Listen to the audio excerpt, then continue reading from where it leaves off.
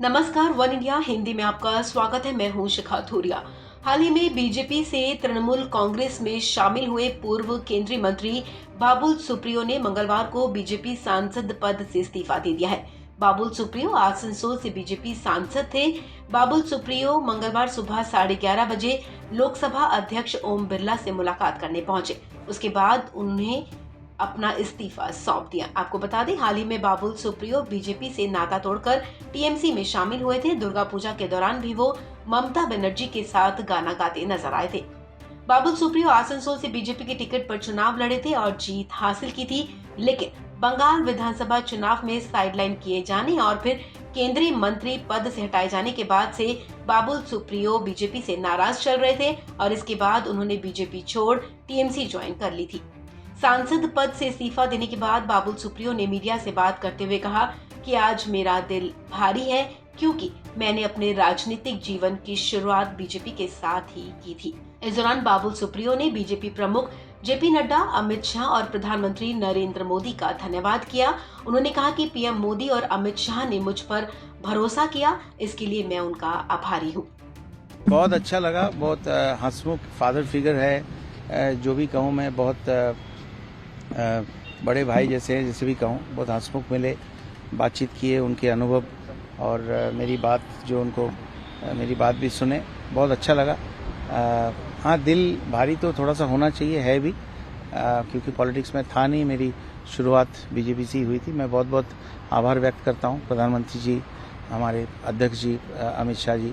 उस वक्त जब मुझे टिकट दिया गया रामदेव जी के साथ, वो मुलाकात के बाद मेरे पे कॉन्फिडेंस रखा, जो मैं बोला था कि एक सीट जरूर जीतूंगा बीजेपी के लिए, तो राजनाथ सिंह जी ने मेरे पे भरोसा रखा था।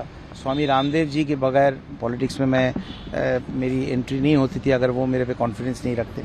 उनको मैं नमन करता हूँ। हरिद्वार में जाके उनको मिलूंगा भी, फ़ोन पे ये बातें होती नहीं हैं। और जेपी नड्डा साहब को भी बहुत धन्यवाद दूंगा, उन्होंने मुझे काफ़ी प्यार दिया। बस और ज़्यादा कुछ नहीं कहना है। पॉलिटिक्स मैंने बहुत होल हार्टेडली छोड़ा था। कोई आदमी अगर इमोशनल होकर कोई डिसीजन लेता है तो उसका मतलब नहीं है डिसीजन इमोशनल हो। अगर आप इम्पल्सिवली या हठात कुछ डिसीजन ले तो वो डिसीजन इम्पल्सिव हो, ऐसा भी नहीं है। तो मैं मन से मुझे लगा था कि जो पार्टी के लिए मैंने जीता था सीट, उस पार्टी के लिए अगर मैं उस पार्टी का हिस्सा अगर मैं नहीं हूँ तो मुझे उस सीट को पकड़ के नहीं रखना चाहिए। कई लोग रखते हैं, वो उनके अपने अपने मॉरल वैल्यूज़ के ऊपर है। जिस पार्टी के साथ मैंने जीता था उस पार्टी में अगर नहीं हूँ तो एमपी पद पकड़ के वो भी मैं नहीं करना चाहता हूँ। मैंने जैसे कहा, आसनसोल मेरे लिए स्पेशल है। आसनसोल की वजह से मैं जो भी मुझे पॉलिटिक्स के क्षेत्र में मिला है वो है, तो वो स्पेशल रहेगा। भले वहाँ पे मेरा एफईजी बर्न हो, जो हो। बीजेपी में भी बहुत सारे बड़े बड़े नेता दूसरे पार्टी से आए हैं, तो इतना कोई हिस्ट्री क्रिएट मैंने नहीं किया। ये भी थोड़ा सा याद रखे तो अच्छी बात है। आपको बता दें, बाबुल सुप्रियो जब टीएमसी में शामिल हुए थे तब उन्होंने ये साफ कर दिया था कि अब वो सांसद के पद पर नहीं रहेंगे, क्योंकि अगर ऐसा किया तो वो अनैतिक होगा। अपने इस्तीफे के बाद सुप्रियो ने कहा कि उनका आसनसोल के प्रति विशेष लगाव है। बाबुल सुप्रियो ने कहा कि बीजेपी के नेता शुवेंदु अधिकारी ने उनके खिलाफ कई बातें कही थी, इसलिए उन्होंने पार्टी छोड़ने की सोची थी।